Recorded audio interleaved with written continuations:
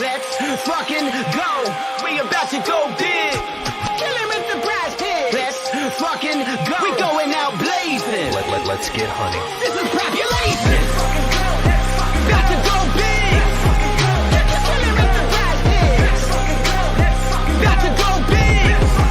Kill him with the PrizePicks. 24/7 researching, it's all a fantasy. But if I make the right plays, it pays automatically. Bankroll showing that I know it dope strategy. On a winning streak, I'm stacking a dose of the bookies, all get mad at me. Confident with how it plays, not clicking on a flex today. 10 times the money, and we all about to get paid. Eric and Josh on the stream, they be killing it. Never gonna stop it, I like if you feeling it. Digging the players, they all know what time you can't make up your mind, then just go with your gut. Fantasizing, Sasha Cloud, Gabby Williams said watch your mouth. They 1 and they 2, I play the over, they come through. Jackie Young and Kelsey Plum, pick them both, we stacking them. Going big to the maximum, just push them in, we cashing them. Let's fucking go, we about to go big.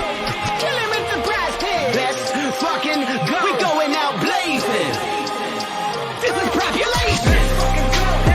About to go big. Kill him with the PrizePicks. About to go big. Kill him with the PrizePicks. We about to go big. This is the game. We going out blazing. Let's get hunting. This is population. About to go big. Kill him with the PrizePicks. About to go big. Kill him with the PrizePicks.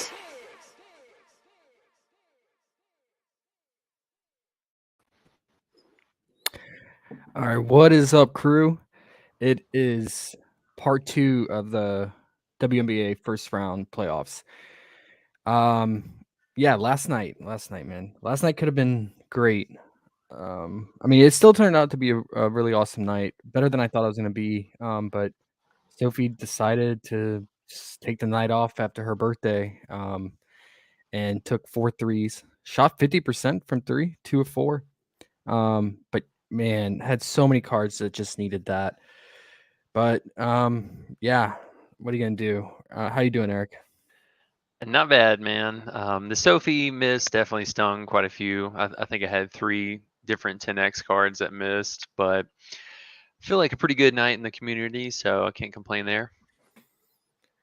Yeah, it was still a solid night. I mean, for being first round and first set of games, we have no idea what to expect. And then we had an upset. We had New York pull off the win against Chicago. Really surprised by that. But I think, next game, I expect Chicago to bounce back in a big way. And yeah, Candace and KFC definitely live. I know their props were going to get juiced, but yeah, I expect them to come back strong. Unfortunately, that's going to be on the weekend. There's no games tomorrow, so this is the last stream of the week. And we'll be back next week. Hopefully, we can get some of these 3-game series in the first round to extend into next week. And we can get some more 2-game slates. But yeah, it just depends on how these series go. And one last thing from last night, poor Petty. I mean, Phoenix, they just can't catch a break. Looks like she suffered a significant Achilles injury, non-contact injury, went down right away, and it's a shame. She gave it her all to the team after all they've been through, everything, so much turmoil and injuries and everything. So shout out to her. She's been a really key piece in our process towards this latter half of the season. But yeah, it's sad.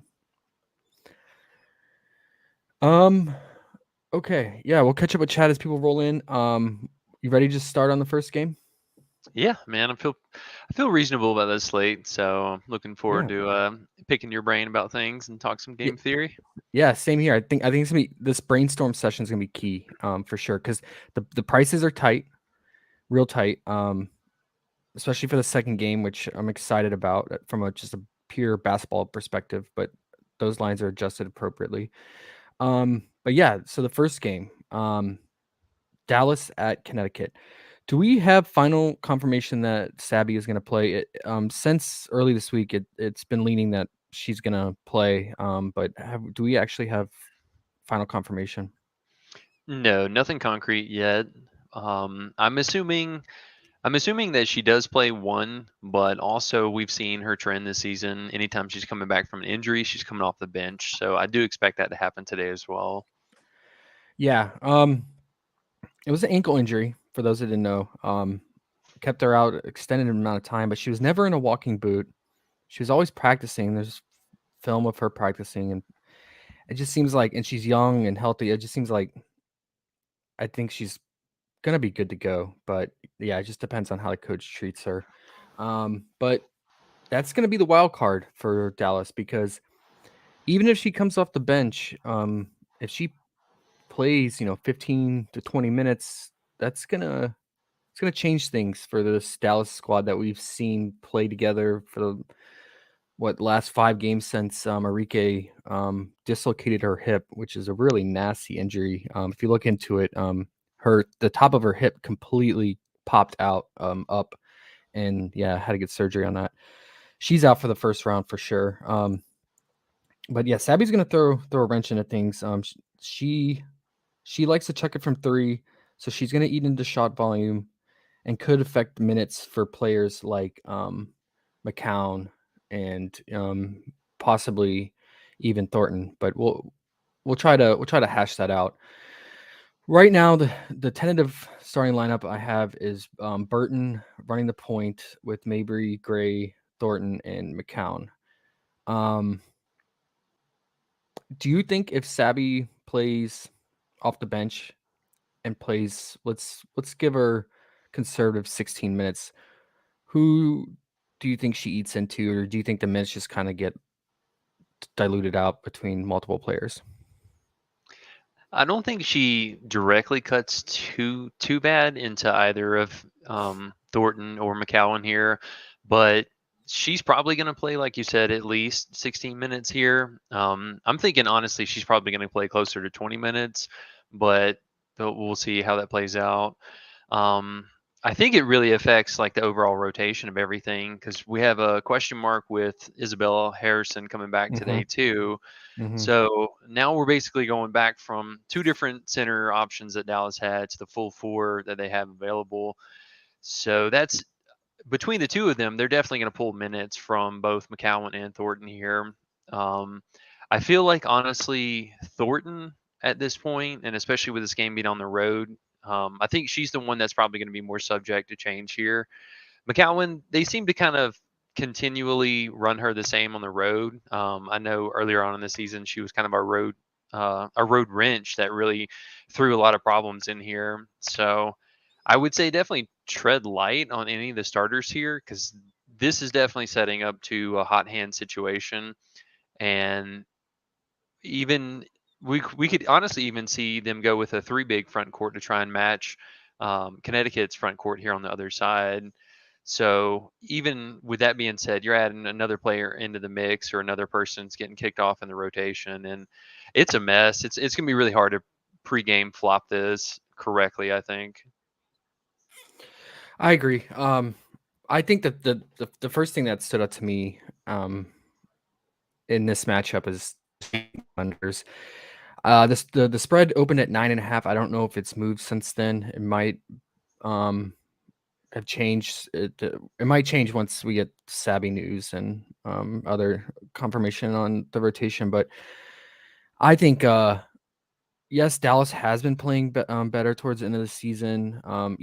Even with Enrique out, some argue that Enrique being out has actually helped them because it improves their defense. Burton is a better defender on the perimeter than Enrique, and Burton is actually a true point guard who looks to distribute first, then shoot. While Enrique, as we know, is a black hole and will just chuck it, and that can hurt the offense at times because missed brick shots by Enrique are actually shot turnovers, which can lead to shot turnovers. So some argue that that's why they had this stretch of games towards the end of the season where they were pulling off road wins and playing well as a unit. Because McCown was benefiting from Enrique being out because she was actually getting fed the ball with the true point guard running the team. But it's Connecticut, and I think that Connecticut is the sleeping giant in this playoffs. That everyone's on Seattle, everyone's on Vegas. But if you look in the season, Connecticut has just been the most consistent team, even when they lose. They just always show up on defense. They always get it done in the paint, and a very, very just solid perimeter and interior defense. And I just think I think if Dallas pulls a win, an upset, or steals a game in this series, they're going to have to play absolutely flawless and perfect game, and especially coming into Connecticut. And I just think the probability that they play a perfect game is low. So I think it's gonna be a dominant performance by Connecticut, and they're gonna probably lead majority of the game and really just handle the game, and could even blow out towards the end. With that said, I do like the unders.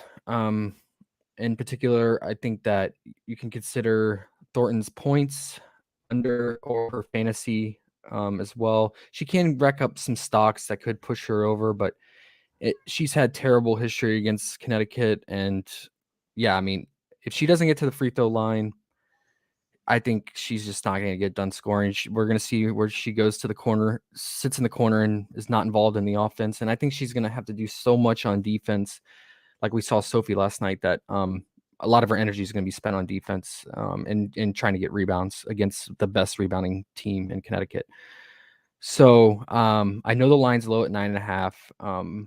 And if you look at a recent game log, she's shown productivity, but it's you got Stabby potentially back, Isabella back, potentially back, which could eat into her minutes, and then just the matchup is just really bad for her. So I'll probably have equal exposure to her points in fantasy, and then I think we can consider McCown's under rebounds for the same reason I said Connecticut being such a elite rebounding team, and with the Twin Towers and Alyssa Thomas. And if her minutes go down for whatever reason with this new rotation, and if she gets into foul trouble, which is a high probability with Brianna Jones and Jonquel Jones being foul magnets, she could lose out on minutes from that as well. So her getting 11 rebounds is going to be, she's going to have, in my opinion, it's going to have to play 30 minutes and play at her peak level. So what are your thoughts on that? And is there any other unders you liked, or maybe potentially overs in this matchup, or for Dallas side? Yeah, I like that call on Thornton here. Like I said, I think she's probably the most subject to change for minutes here, and we could see her take a huge dip back from this like almost heavy 30 minutes that she's been playing more recently. But for the season, whenever these players are healthy, typically she's in that kind of mid to low 20 range. So unless, my only concern would be is if she came out just insanely hot in the first half, which we have seen her do. Um, but it's going to be really tough. I mean, as you mentioned, Connecticut is such a stout team. They've been consistent all year, and for kind of a mental game too, they really get inside of your head. Like, I Yeah. know AT is out there trash talking, and I mean for good reason. They're a fantastic team. They gel so well together here, but I think honestly, just with the question marks for the rotation, I'm not too big on trying to attack some of the guards for the unders, but I definitely like the call on Thornton, her fantasy score. And I mean, honestly, Connecticut hasn't really been turning the ball over too often. It's really just been Alyssa Thomas more so lately. Yep. So I think John Quell's being a lot more safe with her ball protection, and some of her turnovers have really just been coming over like offensive fouls and stupid stuff, but it's not the ball actually being turned over for a stock or something here. So I love that call. I think McCowan, that 10 rebounds is just way too high. I know she doesn't have the best data for us to go off, since this will be her first game actually, I'm assuming, actually starting against Hmm. Connecticut. Hmm. So that could be a bit of a scary click, but I think that she's going to pick up some early fouls here. Yeah. Coach is going to go right into the bench and try to work in these coming back players. Yeah, and if they're falling behind, yeah, I think if Sabby's a full go, she'll may get more run because of her offense. They need her offensive threat and firepower from three. So yeah, there is multiple avenues for McCown to lose out on minutes, but she has been carrying them this last stretch of games. Although she's kind of in a slump right now. The last 2 games against easy opponents. But yeah, I think just with teams trapping her and getting under her skin, she does get frustrated very easily. If you watch the games, when she doesn't get fouls called or don't go her way, or calls that don't go her way, she will s- show frustration, and I think it gets into her head and affects her game. So yeah, I know we've gone with her overs for like the last 2 weeks, but maybe this is the time to get off that and consider some unders in this matchup. I'm with you on the guards. I just Mabry, I want to click the under because her lines are super juiced. And it's a terrible matchup, and we know how streaky she can be. She can just go ice cold. But the sheer volume scares me. With the Rike out, I mean, she's gonna take so many shots, and she's that type of player that plays with passion and aggression, and probably will get up for this game. So I'm probably gonna fade her. Maybe consider her 2.5 turnovers. What are your thoughts on her? Yeah, for Mabry, I'm definitely going to tread light there today. Um, kind of playing both sides of the spectrum here. I did like the call for the under on points, but Yeah. as you said, just the volume scares me so much because I think she's a capable player, and if she's hitting her shots or actually taking these 3-point attempts, it Hmm. could be a very scary night. But you know, with these players coming back, we don't know what's that going to affect their not only their team look but their shot volume. And Mabry, she stays out with the second unit for quite a bit of her typical run. So, if we have star player coming back on the floor, basically sharing usage or some court time with her, that could definitely eat into some of her production. Really, just all around because Satu, she's going to chuck it from the 3-point line, and somebody's got to be on the inside. So they're going to have to figure out some kind of a different look for this. If either they're going to forego the inside and play with just one kind of center and one off forward and go guard heavy. I don't think that's going to work. They really don't have the firepower to go around on the outside. I mean, getting Satu back this game helps out a little bit, but huge question mark on what her men- mental and physical game is going to look like here. Hmm. So Hmm. I think if I'm going to go on under on any of the points, I know we kind of liked Alicia Gray's 13 and a half. She's just got a really tough matchup, and Yeah. Bonner is going to, I mean, shadow her the entire game, basically. It's right there on the line, and I know if you're looking at game logs, it might be kind of a scary click, but take a look at the teams they played against. I mean, these are bottom Yeah. of the barrel teams Yeah. here, so it's not too juiced of a line compared to everyone else on the team, but I feel like she's going to have to get so much more done on the rebounding and trying to just close off that other opposing defender. Hmm. We'll probably see her just standing out on the line somewhere, just keeping somebody out of the game. Yeah. And then a lot of these points, if you look at this game log, a lot of these points were from the three ball. She had, I think, what, like 3 or 4 solid 3-point shooting games in this stretch here of Hmm. these last 5 games, which really boosted her overall total points. So if she's not hitting at least 2 threes, I mean, it's going to be really hard for her to get over those points. I thought I saw before we signed on Discord that someone said her points had gone up to 14.5. Is that on a different site? That might be on Underdog. Okay. Let me refresh here real quick. I can't imagine that they would adjust her. Yeah, it's still at 13 and a half. Okay. Yeah, I mean, she didn't even get it done against the Sparks, scoring wise. So, or no, she did barely, and then didn't get it done against Phoenix, who's just, yeah, I mean, bleeds points from the perimeter. Um, yeah, I think I'll intermix. I'll have a cards with her under points, and then cards with Thornton's under points, and then just have them in separate cards, and then probably have decent amount of account under rebounds too for this first game. Yeah, I'm with definitely. you on that. Anything else for Dallas? Um, if if we're playing the opposite side and think that Dallas can kind of hang tough with this, I did have a few over props, small interest. I definitely think that we could consider Mabry her 4.5 assists now with having that additional firepower back with Satu. She's been Right. pretty much coasting on this line for basically the entire time that Enrique's been out. And just pulling up my notes here real quick.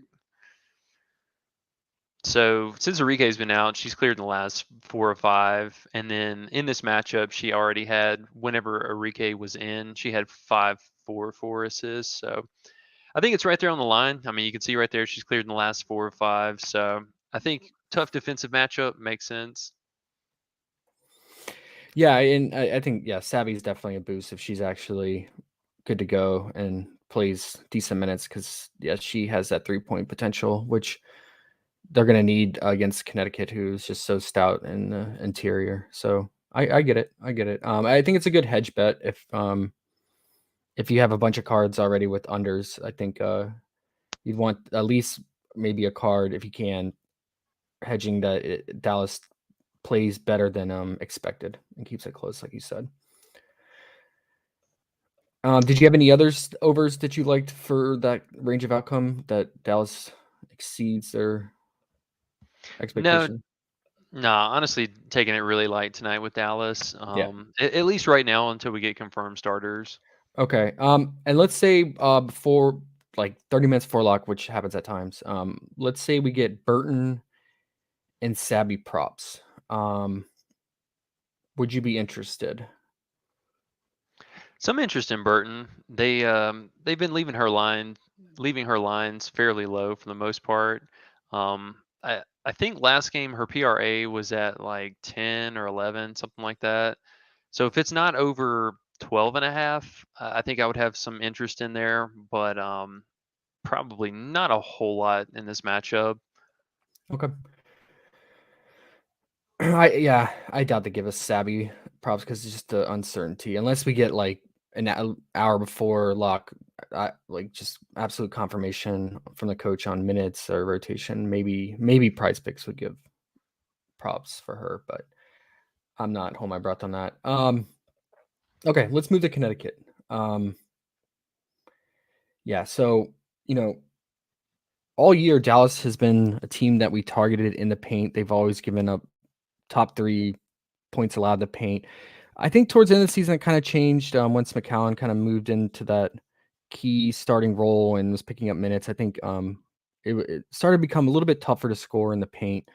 But it's Connecticut, and we know what they're going to do. They're going to hammer it inside with JJ, Brianna, and Alyssa Thomas, and then you have Bonner and Heidemann and Courtney on the perimeter.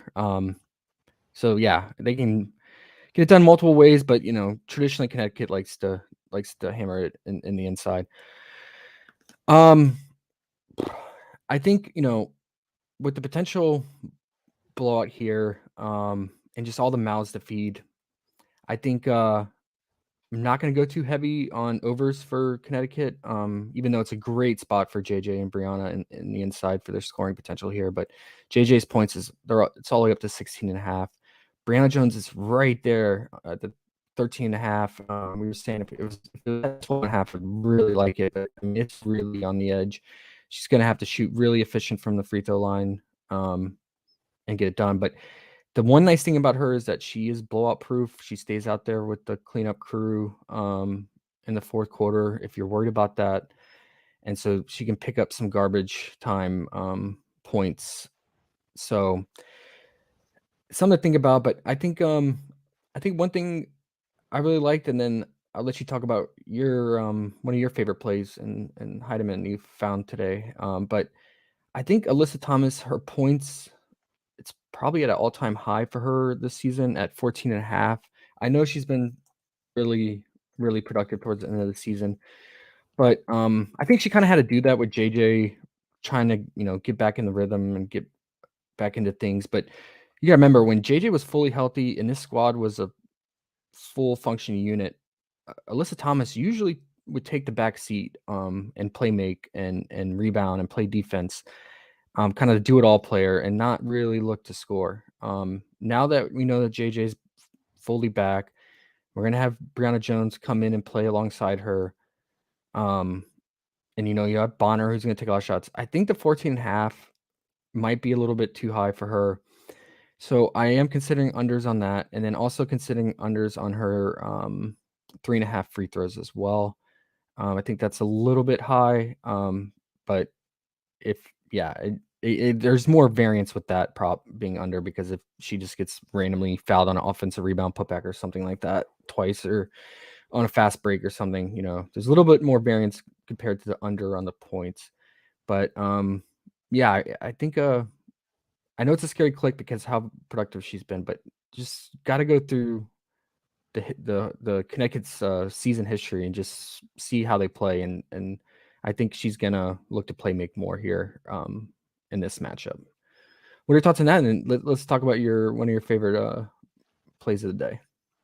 Yeah, I like that Alyssa Thomas call. And honestly, if you go back and just look throughout the season, like you mentioned, for this current prop line, not only is it kind of at an all-time prop high for her, but she's only gone over this marker in 7 of their 18 home games. So this is definitely, I feel like a glaring gap. It's a potential spot, but if you go back and look at the matchups, they were really tough on AT here. She had not only one of her games was her season low marker at only 5 shot attempts, but the other 2 games, she really struggled. And just kind of following her trends right now, I know that she's going to be probably on the floor the longest. She's definitely one of the more secure for minutes player. Um, Even in a blowout situation, coach will leave her out there for quite a long leash. But she really struggled against Dallas. She turned the ball over, I believe, twice in the first half, and ended up with a fair amount in each matchup here. But she's looking honestly just to secondary rebounder outside of whichever of the 2 bigs, but she's really focusing on the defensive side here. And I think that is a huge reason why we see Thornton and like Gray, for example, have a massive tick down in their volume, or not only their volume, but just their overall production. I know somebody brought up in chat, they were asking about Gray or her.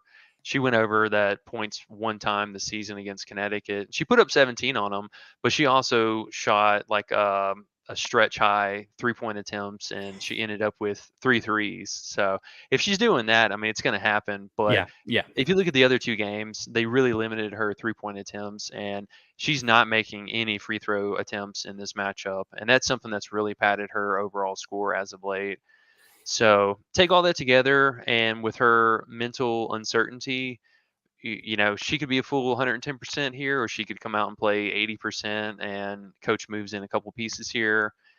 Starters play flat minutes, and it is what it is. So Yeah.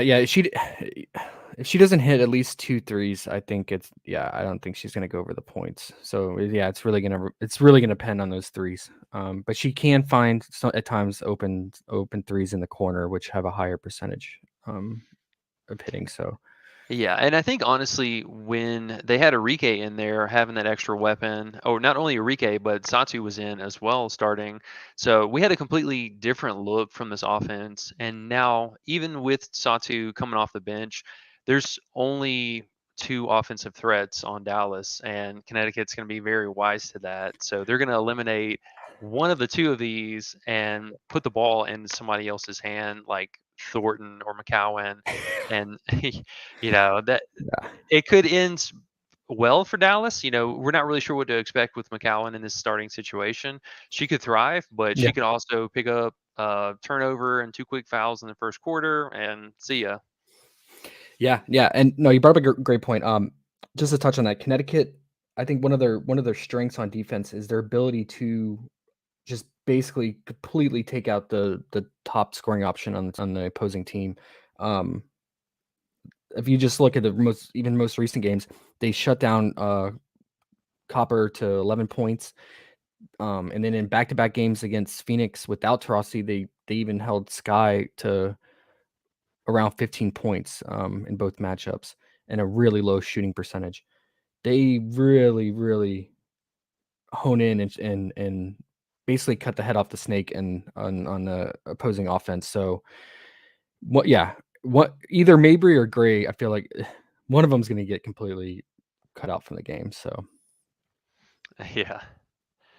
But I think honestly, for our next prop here, go ahead and segue into Heidemann. hmm Gotta say, love her 3 assists right now. I think this is probably safe to not actually get a bump today. They left Courtney's at 3.5, and we still have Alyssa Thomas assist prop as well. So that would be a little uncanny, I think, if they move that right now, but it definitely could change. So if you guys get any early fuzzies about this, definitely hop on. But for her so far in 18 games, so this is a pretty large sample size. yeah, 18 games, she's only missed this line twice. She did push 7 times, so there is a little bit of a push risk there. But in the 2 out of the 3 matchups, she cleared this easily. And in the one game that she didn't clear, it was her first starting game or first game as a starter with the team after Jasmine Thomas went down with that injury, and she still picked up 2 in, I believe, only 18 minutes. So this is a huge, I think, awesome safe play for us today at 3. And if you wanted to get a little different, I think that, oh no, they bumped her threes made. No. I was about to say that. Yep. Ah, daggers, Hey, daggers. it's okay. It's okay. I think now it just leads us more to the assists and the PA, right? Yeah, 'Cause yeah. even though the 3 is bumped, the PA is still the same, right? So let's Yeah, go with it. and honestly, it just didn't make any sense because her real points are at 8.5. So duh, no brainer. We would go with the threes made. Yep. That's unfortunate. So hopefully, if y'all got any early looks on that, that's not bad. But I think her assists or even the points and assists are a fantastic play for us today. She's had a good history against Dallas and being able to land a handful of threes. I mean, just we just need a little bit of production here and a couple of assists, and at least at this line, we're getting even money from her 2 different props. Yeah, I think it's really smart in separate cards to hedge your bet on the assist and the PA because there's a really high chance that the assists push, which is fine. Because I mean it just turns into whatever your card is as long as it's more than 2 pick card. It just turns into a 5x or whatever. But if you're worried about the push and the hedge your bet, I think the PA is really smart because let's say she finishes with 9 points and 3 assists. I mean she's going to go over that PA with 12. Just kind of gives you more options there. And yeah, I think it just really helps with the betting process. And I would definitely have exposure to both. And I'm totally with you on this prop. With her, being first time starter this season with Jasmine Thomas being um, that ACL injury, that was a huge blow to Connecticut at the start of the season because she was a key piece, point guard. And when she went down, Heineman stepped in right away and has done a great job. So I think she's gonna lean on her vets around her even more so, and probably look to set them up with the assists as well. And the scoring potential is always live for her on the perimeter. So Yeah, and if you go back to the 2 games that she cleared the prop, she actually put up 3 assists in the first quarter of both games. So it like wasn't even a sweat. yeah, I like it. I mean, with today's slate and all the price gouging and inflation, I think a prop like this is really hard to find. So I think that was really nice prop mining you did there today on finding that because yeah, today it's scarce for these low, safe feeling props. So yeah, I like it a lot. Any other Connecticut props? I mean, to be honest, besides Alyssa Thomas and Heidemann, I'm don't get strong feelings, and I have a slight lean, like I said, on Brianna Jones points, but it's right on the edge for me. Yeah, if you guys, I guess, are trying to either single game stack this or maybe compare some plays that you have in your own notes here, but I got to give a little shout out to I think Courtney Williams, her 4.5 rebounds. She cleared it in 2 out of the 3 meetings, and the one that she missed, I believe she only got 3, but her home average for the season is at 5.1. So just feels like a good spot, reasonable track record. Um, and then I actually had Brianna Jones, her points as well, right there with you. She cleared in 2 out of the 3 meetings, and she got 13 in the one that she missed. But for kind of a pivot play, her free throws at Yeah. 3.5, Yeah. she cleared in 3 out of the 3, Yeah. and that's, I mean, just something that she thrives in. That's like her specialty. Oh yeah, she's a foul magnet, 100%. The only problem is she's a bad free throw shooter. Yeah, yeah, I she's the or McCowan. yeah, I mean, but inconsistent. I mean, but when she's on, she'll have great games where she shoots 100%. She'll go like 4-4 or 4-5 or something like that. Um, but yeah, our model projections love her free throws today. And I assume a lot of that's taking weight on her history against Dallas. Yeah, she has crushed them on the line. But yeah, I mean, I think if she's like I said, I think if she's shooting well from the free throw line and getting there and getting 4 to 6 points from the free throw line, I think the total raw points is definitely achievable. Um, what about JJ? Are you staying away? Too juice for you? Honestly, I really only had two strong leans for her today. I did like the rebounds, even though they might seem a little bit high up there, but 9.5 feels pretty comfortable. She's been fairly locked into a double double, and still kind of. I feel like she's one of those players that could still even get more run than the rest of the starters outside of Alyssa Thomas here. She's still been kind of getting a little fourth quarter play, so I feel like the time on the floor might be a little safer with her. Mhm. There was a little chatter earlier about Bonner and her in this matchup, and I always get Bonner wrong, Me too. so I'm going to be totally honest. Me too.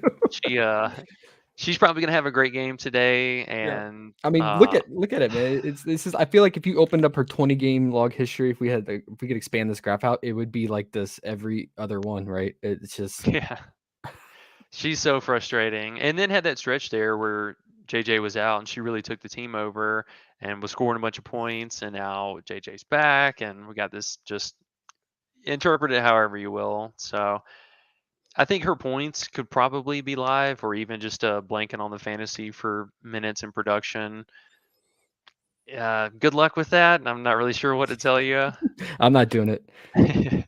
But just going back real fast though, thinking of kind of some game theory here, I would be expecting to see that the rotations are probably going to look like with Satu coming off the bench. She's probably almost undoubtedly going to match whatever Brianna Jones is doing here. So I'm expecting that anytime that Jones is going to be on the floor, we're going to have Satu, probably not McCowan, maybe Thornton, but some kind of mix of that. And that actually makes me like her free throw prop even more if we're going to have that foul potential checking in. And basically, they're going to have that mirror match. For Brianna Jones, right? Yeah, yeah. Yeah, yeah. Yeah, I mean, it stuck out to me early this morning. It's just I'm always fearful of her free throw shooting percentage, but the volume should be there in theory, like you're saying. So I like the process on it. It is a lower line to sweat than her 13.5 because 13.5 can seem low for her, but it's right there on the edge for her having to play, especially when she has to play alongside JJ when they go twin tower mode. Yeah. And then just kind of last second shout out here. I did like JJ's first half, either Oh, PRA or right, fantasy.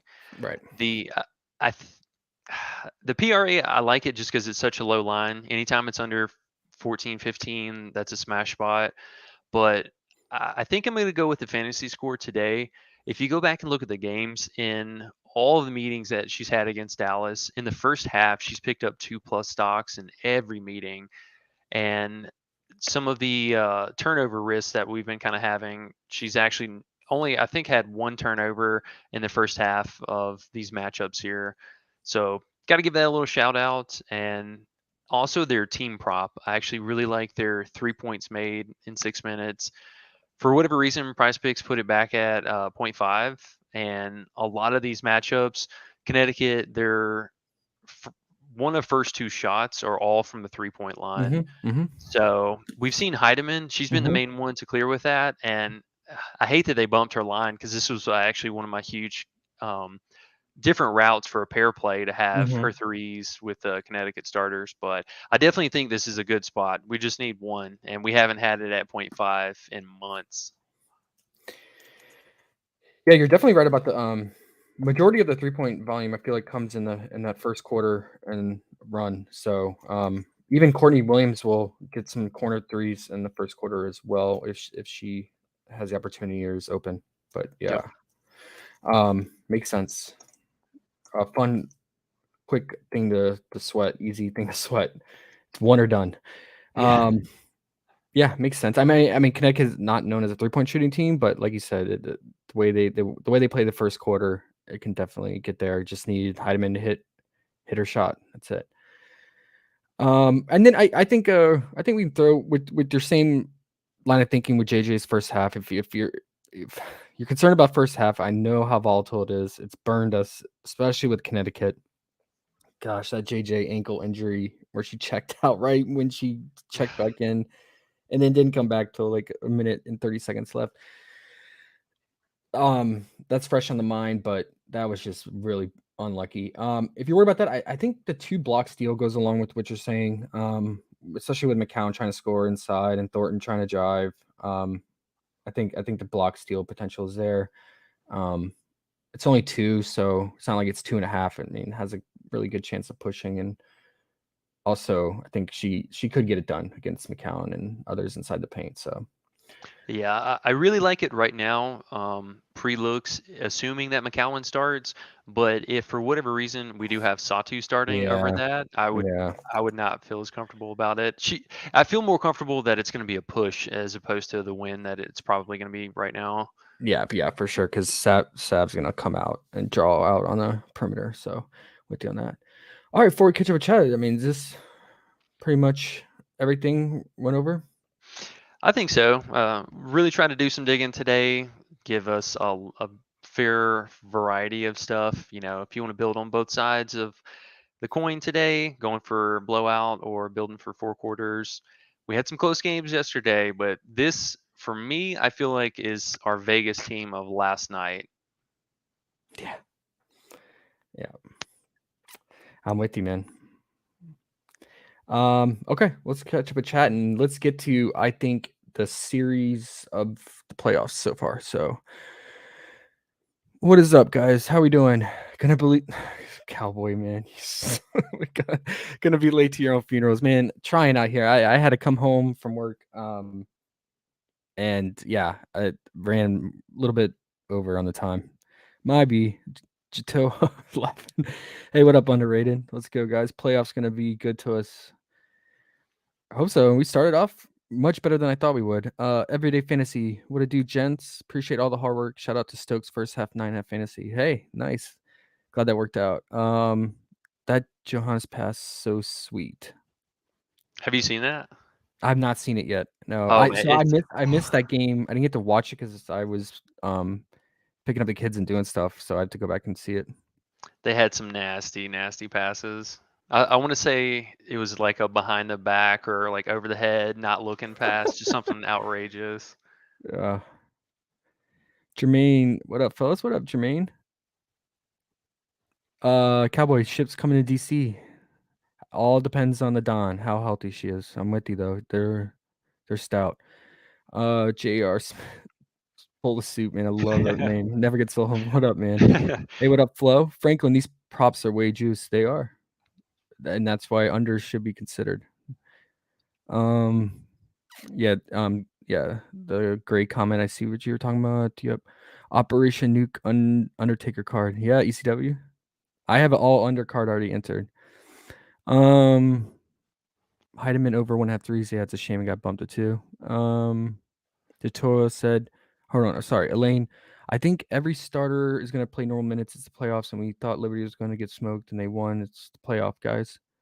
Oh, I'm not saying anyone's gonna lose minutes in this Connecticut game. I'm just talking about pure basketball. That I think they're gonna get. Dallas is just gonna get dominated and have their hands full. It's gonna be a hard time for them to score. So, I'm not so concerned about minutes or accounting for minutes with these unders. It's more just production and against the Connecticut defense. But I will say that some sharp Vegas bookies and bettors out there.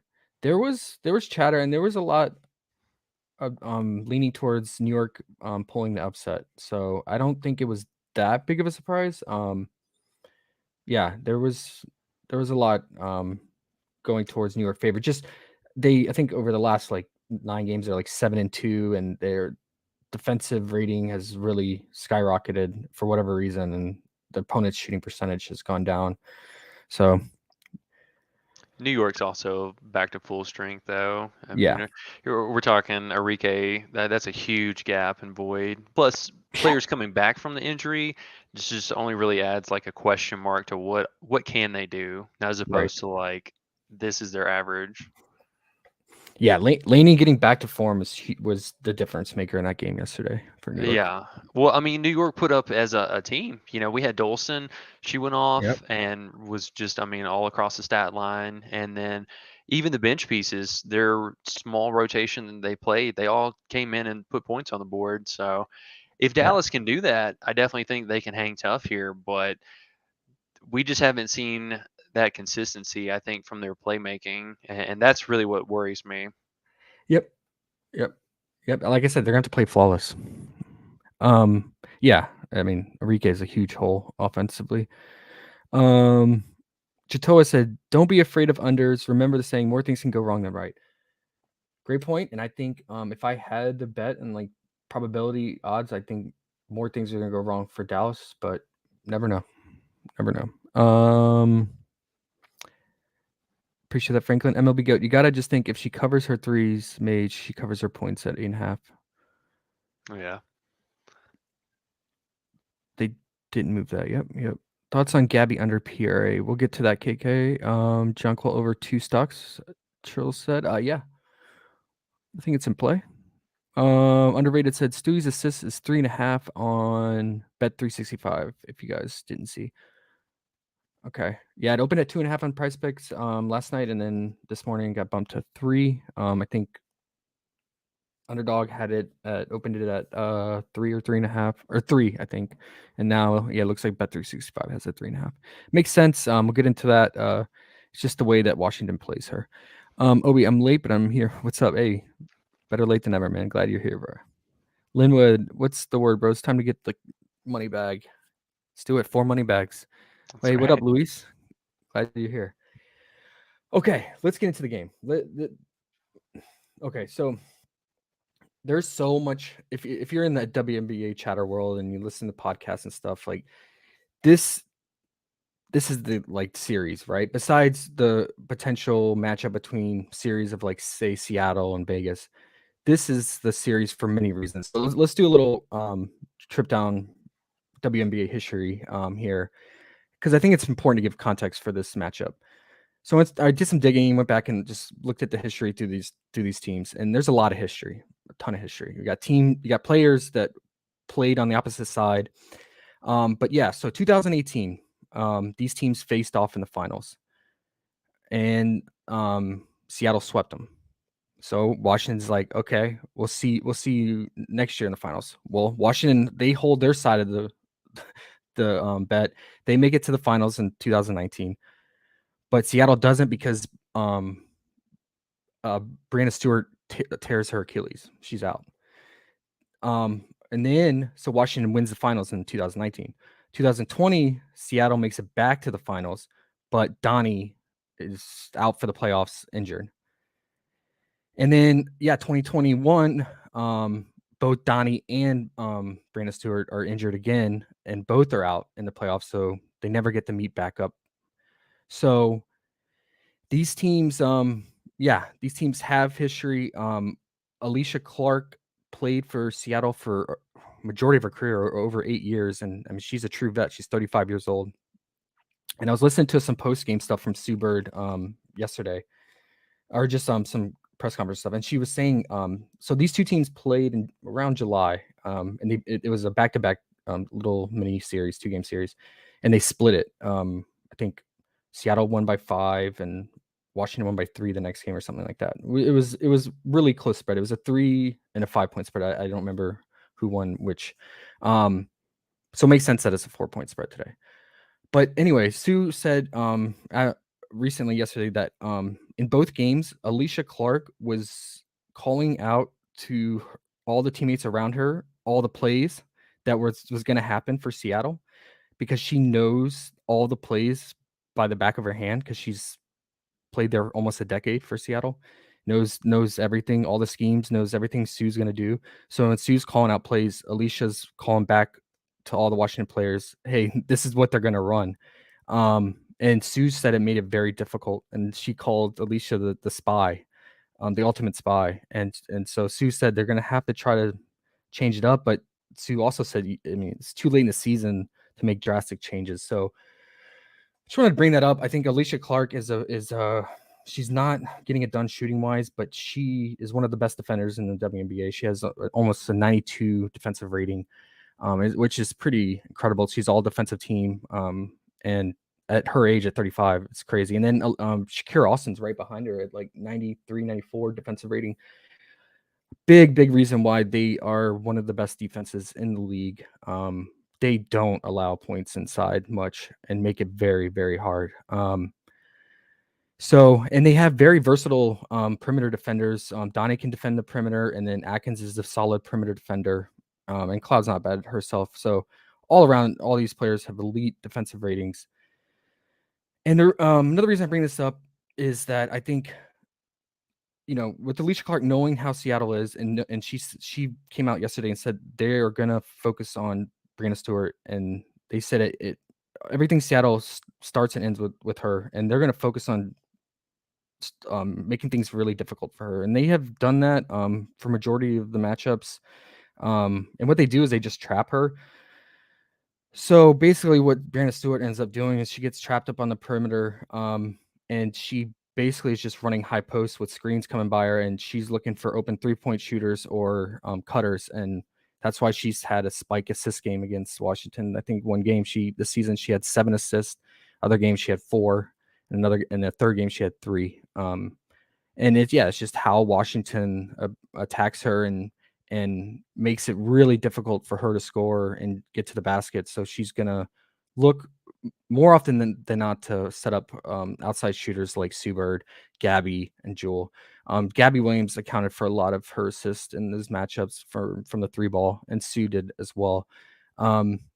So setting that whole stage up, I think this is going to be a phenomenal game basketball wise. I hope it doesn't let down. You know, sometimes when they hype up series or games so much that there's so much hype surrounding it, and then it can let down. But I hope not. I think the way these teams play against each other, they match up, the history, I think it's setting up for a really awesome game. And so starting with Washington, like I said, I think they can make a serious run, and they could pull the upset on this series if Donnie is healthy, right? So all season she's dealt with back issues. She's just the player that can never stay healthy.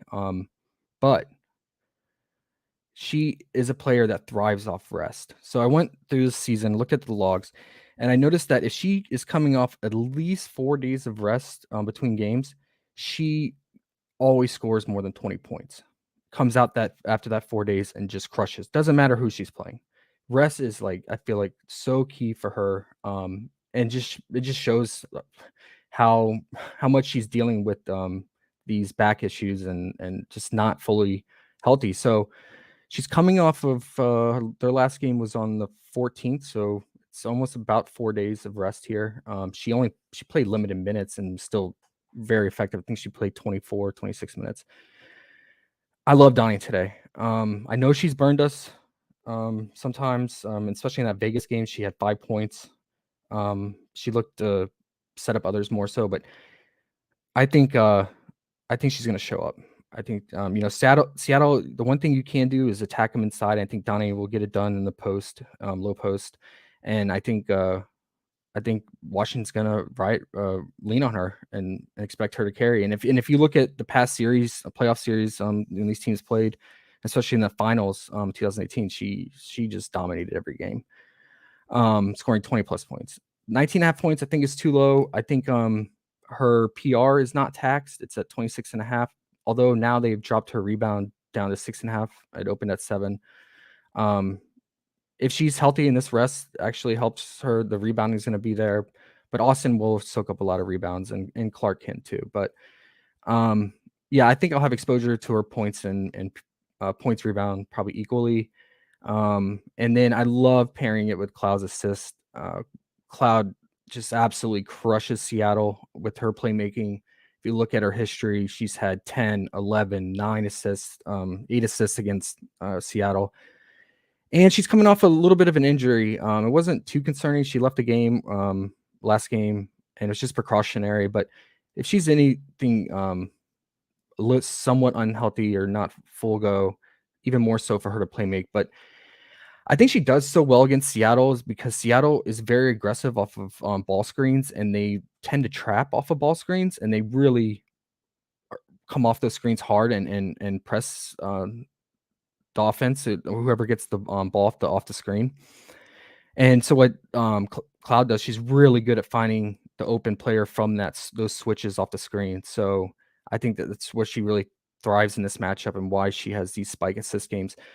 And also, she's just going for the assist record this season to be the leading assist besides Vandersloot. So I love pairing her assist. I know it's high at 7.5, but I just think this game holds a lot of potential. I know it's a pace down spot, low implied total, but I think it's going to be a heavyweight battle. And I just think Cloud is going to focus on her playmaking, and I love pairing it with Donnie's points. And with that said, sorry for the long-winded there, but I've just been really excited about this game.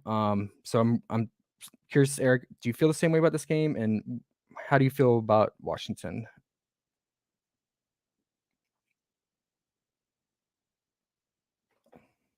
Are you muted? Oop, yeah, sorry. There you Yeah, no, I love that call here, and I'm definitely right there with you.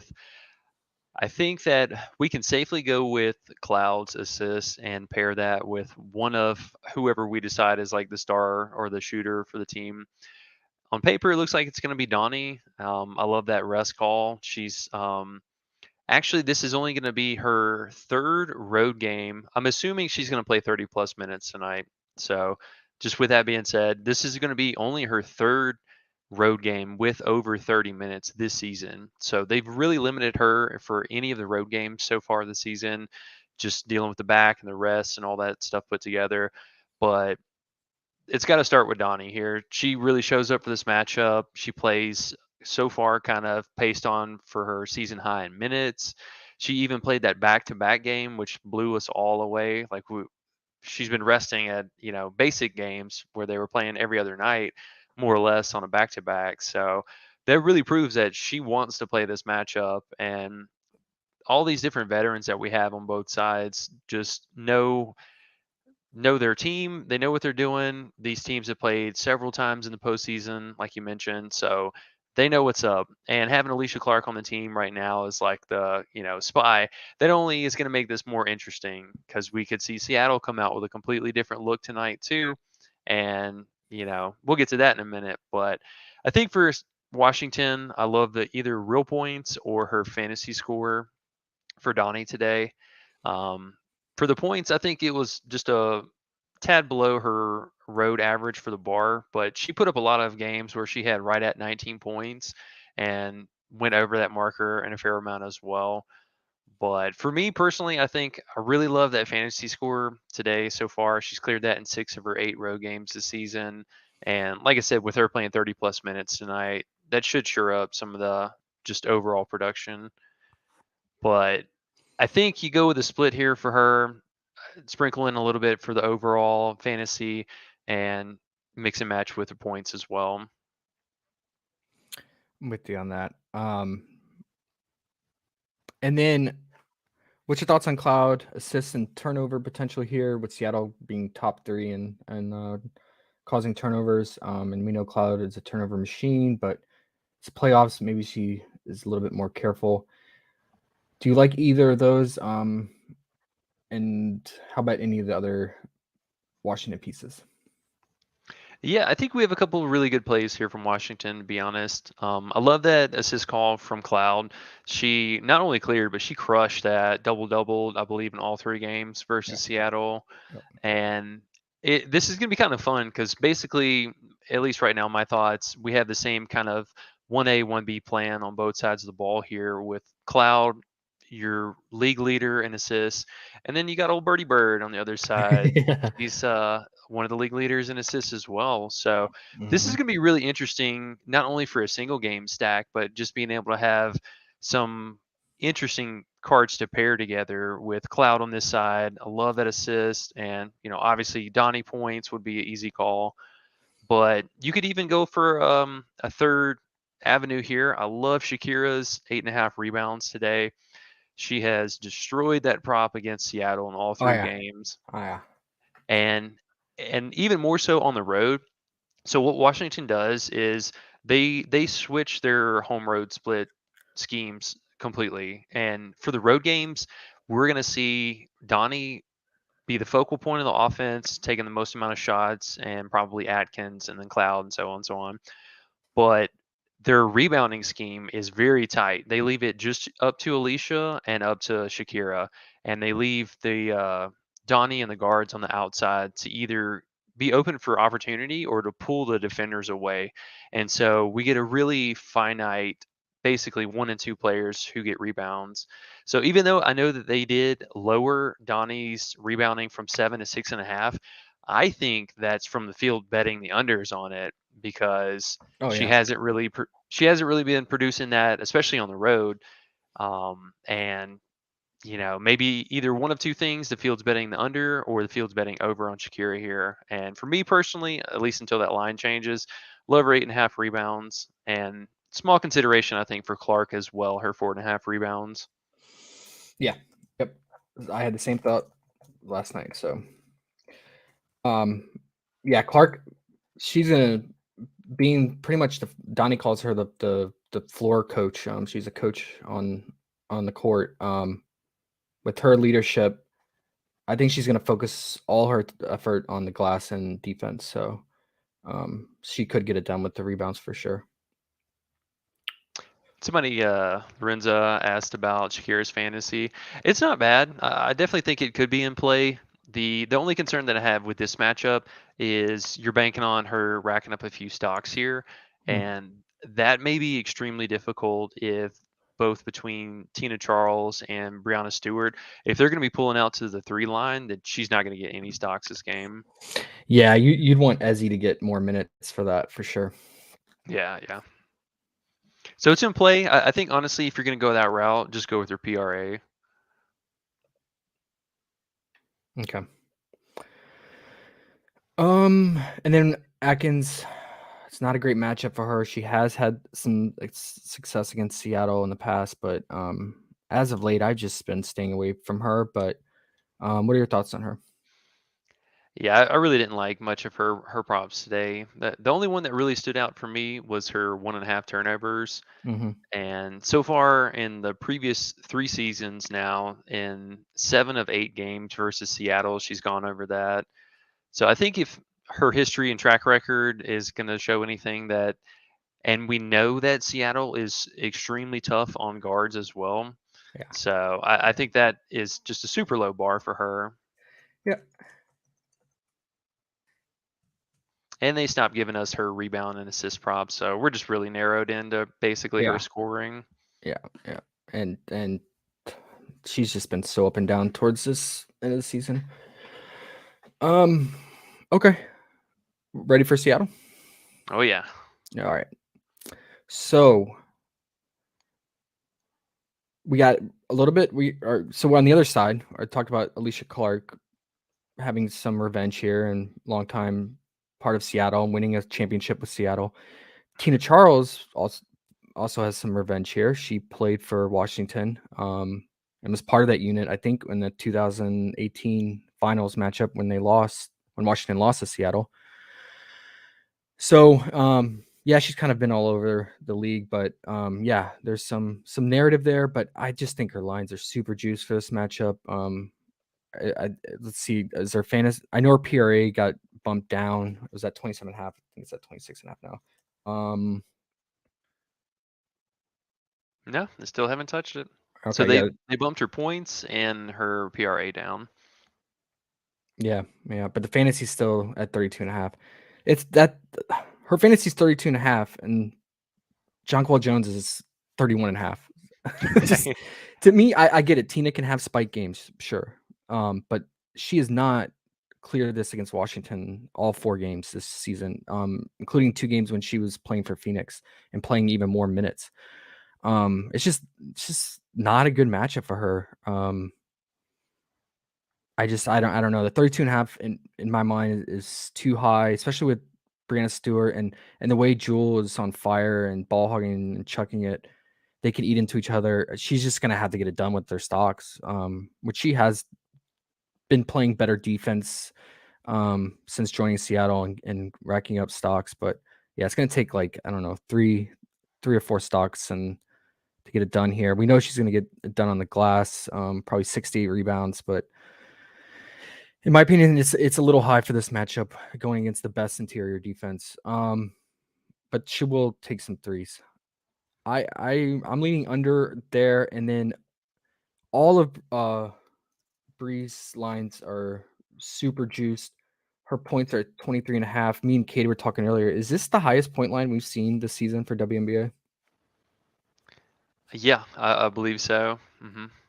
Because it was really just kind of Asia and Plum was getting up there for a little bit, Mhm. but for the most part, they really haven't gone over 21 and a half or 22, I think has really been the highest. Yeah, I get it. I mean, it's Bree, and she's can turn it on here, but like I said, the way Washington plays her and how good all the versatile defenders they have to switch on her and help defense, she's gonna have to shoot lights out essentially.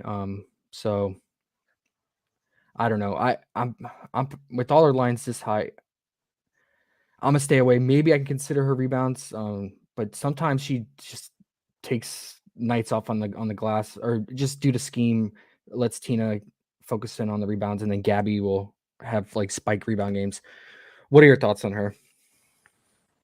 She's definitely a tough play today. I think she's live even at that high marker for either real points or her fantasy score. I honestly, if you're going for the real points, you might as well just go for the fantasy. I mean, it's 23 for that and 42 for her overall score. So if she's making at least that much in just raw points, I can only imagine she's going to be doing some other things along the way too. It's not a comfortable click.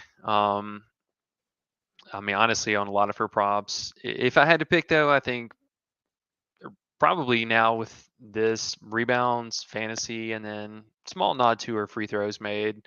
She just always gets it done somehow at home. And assuming that we don't have a Tina Charles void game here, she should still be somewhat productive overall, even if Washington's really trying to focus in on her. Mm-hmm. Um, Man, it's tough.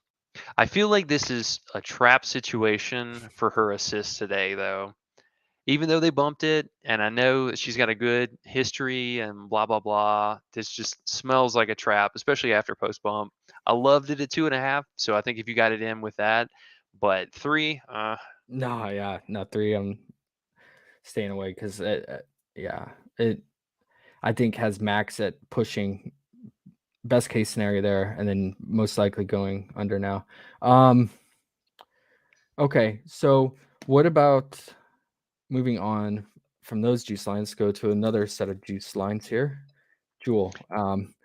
I was hoping that her line would stay at 15 and a half, 16 and a half, but the heater that she's been on and the shot volume as of late, she got juiced 17 and a half. She opened up higher than Copper did. So I I feel like she has a little bit better scoring potential here in this matchup, but just the lines being so high. Can you talk me on to any of her props? yeah, for Lloyd, right? Yeah. Yeah, they really juiced up that real points. That was something I was really hoping that they weren't Yeah. gonna hammer Yeah. too hard. Yeah.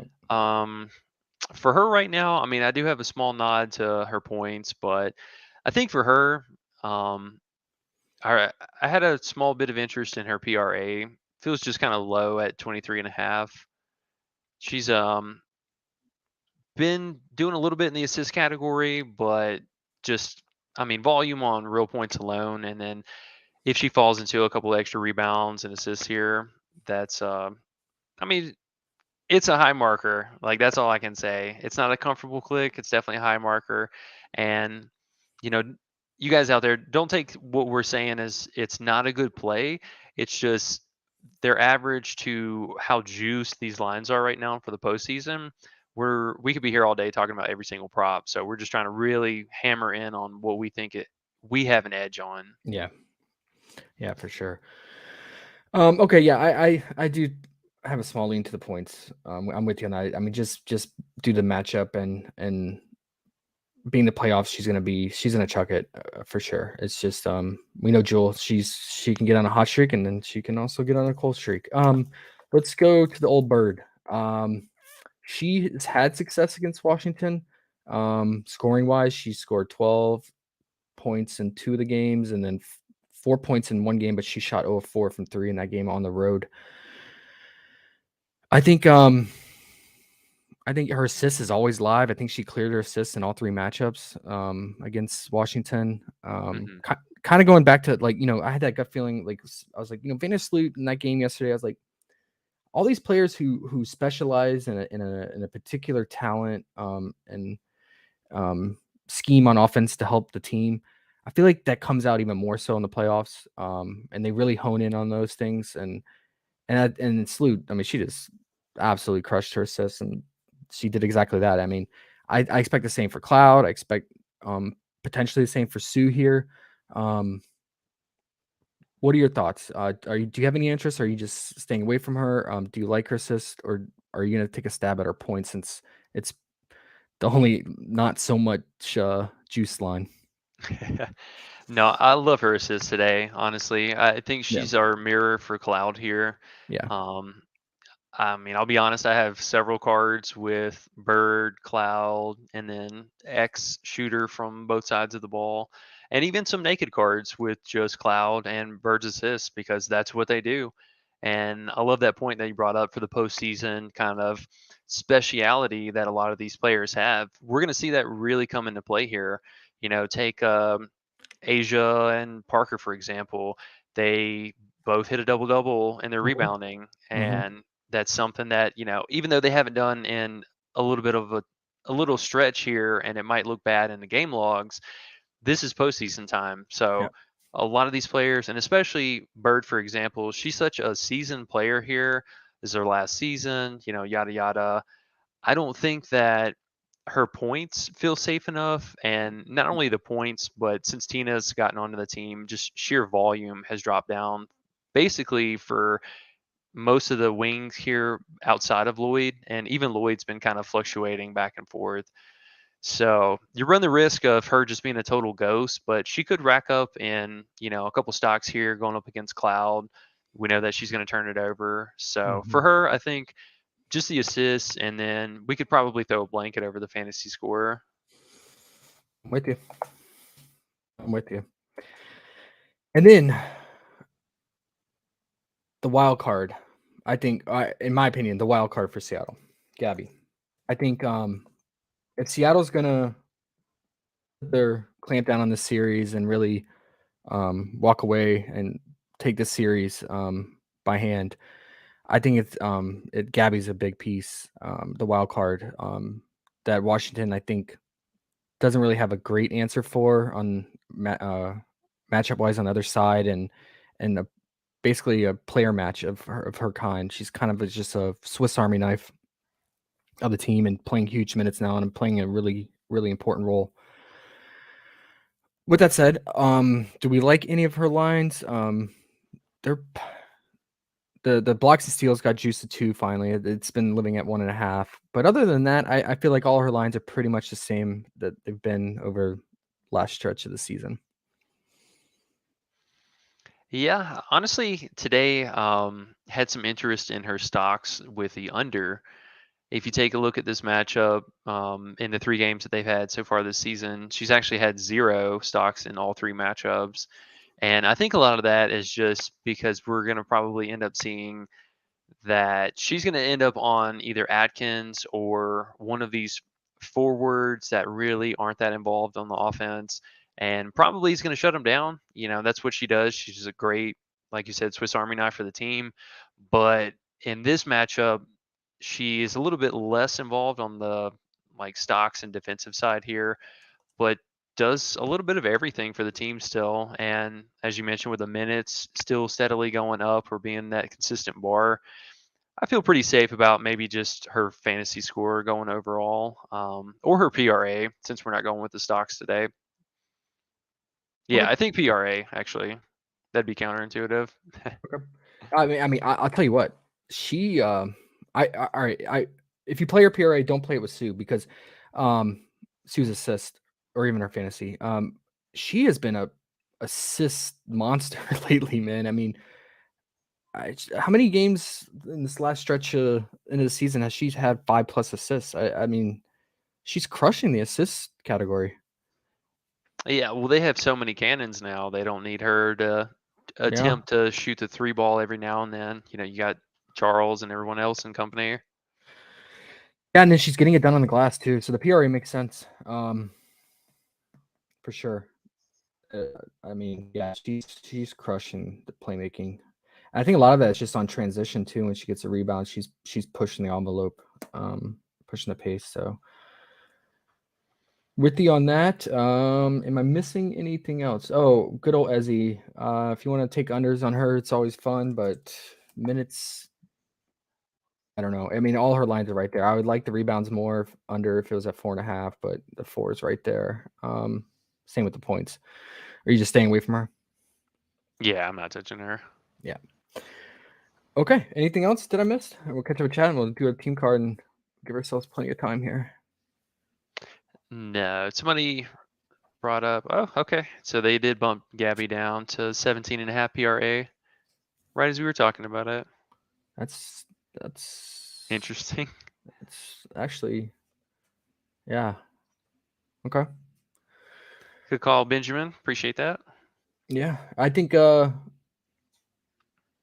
a good hedge bet to Sue props. So Yeah, definitely. okay. I will update that. So we're gonna be waiting around on basically just for Dallas news for Satu and Thornton, or not Thornton, Harrison tonight. So y'all keep an eye out for that. Yeah, for sure. Well, yeah, we'll see if we get anything. Prop wise too. Okay, let's catch up with chat and let's do our team card. I think our team card was decent yesterday, except the Sophie threes. Yeah, just that one. Yeah. What did I miss? What I missed?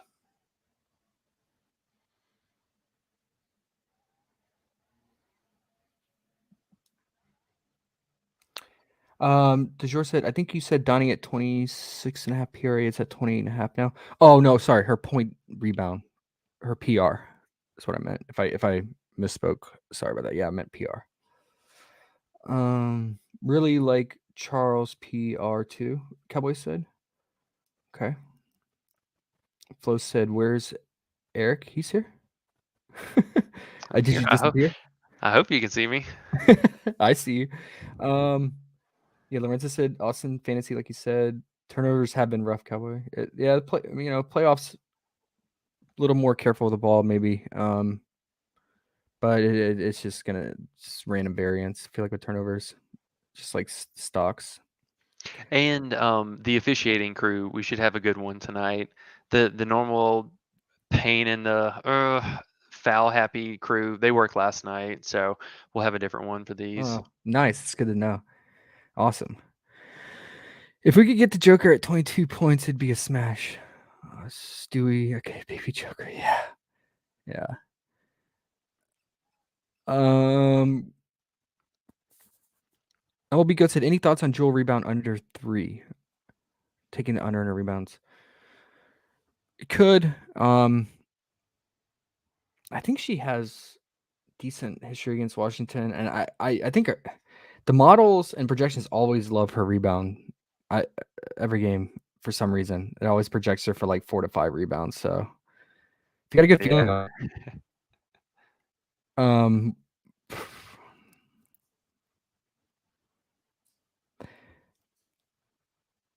Wavy Stars, what's top place? Hey, we'll do our team card here in a minute. Patel said Sue Bird, PA, or threes. Yeah, I think if you're gonna take Sue's, if you want her scoring potential and you want her points, I think the threes, 1.5 threes makes the most sense because majority of her points come from the three ball, and it only takes 2 threes versus getting 3 threes to get over the 8.5. JJ said what you said about Cloud and Bird's assist is how I feel about Jones and Charles rebounds. Hey, if you got that gut feel on it, trust it and go with it. Don't waver from your early leans. Sheriff said Clark points too high. I know it's kind of revenge, but yeah, like I said, based on what she said in the comments she made and how she's approached Seattle, she's gonna put all her energy on defense and rebounding. So totally get if you want to take under on her points. It is a low line and will be a sweat, especially if she can get hot from three, but this season, particularly towards the end of the season, her shooting percentage has gone way down, and I just think that's how much effort she's putting towards defense. Account under 10 rebounds going against Connecticut Twin Towers should be an under. No, sorry if you went through that already. Craig said, yeah, we did, Craig. So glad we're on the same page there. Sheriff said, how do you feel about Brianna Jones 3.5 free throws? Yeah, we mentioned that, and all our projections really like it, and the history suggests that it's a great play, like we talked about. The only holdback really is her free throw percentage. She can be a very poor free throw shooter, so that's the only really negative side of that prop, in my opinion. Flo asked again, "Where's Eric?" I don't know if he's trolling. Probably.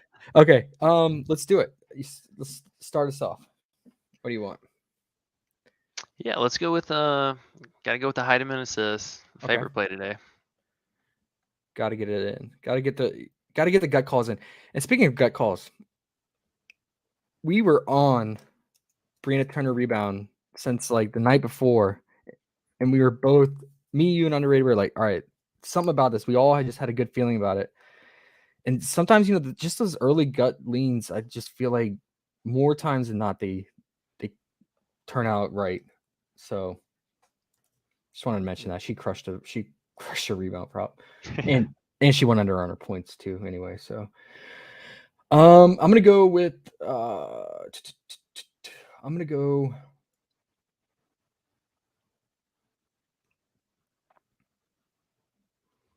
I'm gonna go with Cloud's assist here.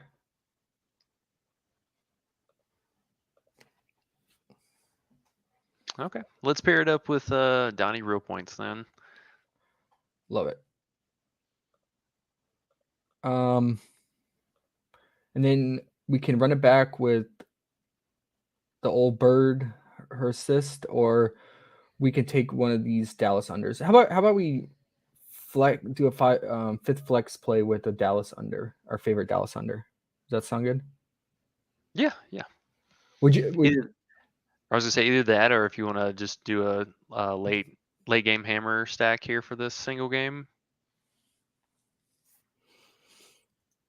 Yeah. But Yeah. Okay. I want your gut call on Heidemann in the card that we all really like. So Okay. Do you want to? Well, let's go with the McCowan rebound then. I yeah, feel like let's do that's it. just a good play. Yeah, let's do it. For anyone who wants to do a 4 pick, and then if you're gonna flex it, I think you could do Sue's assist or one of these unders here for Dallas. additional like the scoring for Gray or Thornton. Am I missing anything else that we really liked? Oh, actually, if you want a 5 flex, let's do Thomas under points here for 5 Yeah, I like flex. that one. But the 4 pick I probably really like as a core play. And then yeah, let's do one quick just late night hammer for those who don't want to play the first game or don't get cards in for the first game or tilt betting for the last game. Let's run back the Sue assist with Cloud assist, Yeah, and definitely. then we'll build around this. Yeah, I think those two are probably some of my favorite plays today. I don't know if they're a lock yet, but right now I think I'm leaning a little bit more towards Bird since they're at home. But I love Sure, both of them today. same. And then you want to throw in Shakir's rebounds here for this is late Yeah, card only. yeah, I think that prop's going to get almost overlooked completely today, and she's not a fun click, Shakira. So, but with her having Donnie back in the lineup, she always plays better. Yeah, yeah. Sorry, I got gardeners outside. It might be a little bit loud. And then we could do Team Charles under fantasy or one of the Gad for your Lord props. What are we thinking here? Uh, let's see.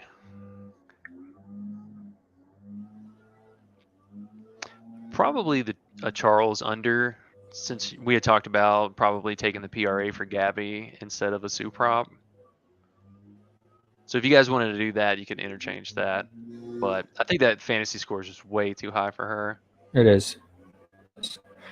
A lot of people like her rebound. I get it.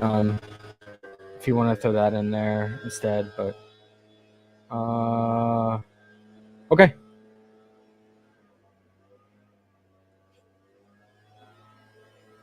All right. I think that looks good, right? Am I missing anything for the late game? I guess if you want to throw Donnie again in here for fantasy, maybe. Yeah, I still Is it? really liked her fantasy today, honestly. Yeah. Or since we did a points in the other one, if you want to throw it as a 5 flex for fantasy, I think that could be a good. If you're looking for 5 plays there. All right, guys. We're gonna have about an hour and 20 minutes till lock, so plenty of time. We'll get our rankings out. Eric, did you get a video out today? No, I've been wanting to all week, but I knew PrizePicks was going to be aggressive with lines, and so Yeah, far every early lean that we've had, they've pretty much changed. no worries. But definitely check out if you haven't Eric's YouTube channel, Eric's Prop Stop link is down below. And yeah, he puts out videos, daily videos, like short, straight to the point. His favorite plays. They're super helpful. Everyone really likes them. So I will have videos for Saturday and Sunday since I know you take the weekends off. Oh, I know it's loud, dude. I had mine earlier today. sorry, this fucking weed whacker, man. Okay, yeah. Look out for that on this weekend, and then check Eric's Twitter for his rankings, and I'll just do like a culmination of all our favorite plays and just a total population rank from the team. And I'll post that on Twitter and Discord. And then Cade does his ranking too. Cade Bets on Twitter, and then Aguida Bets on Twitter. He does his rankings.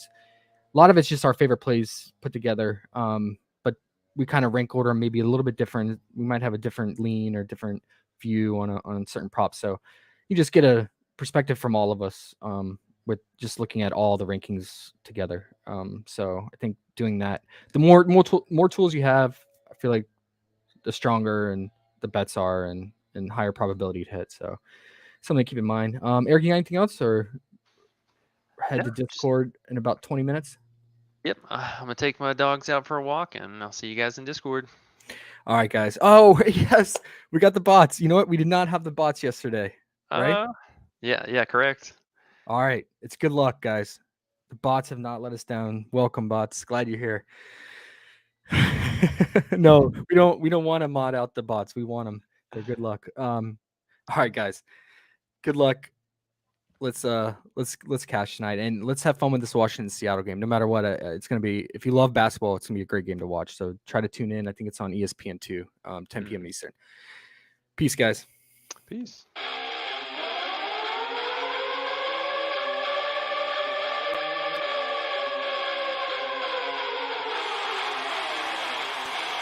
Let's fucking go. We about to go big. Kill him with the brass pig. Let's fucking go. We going out blazing.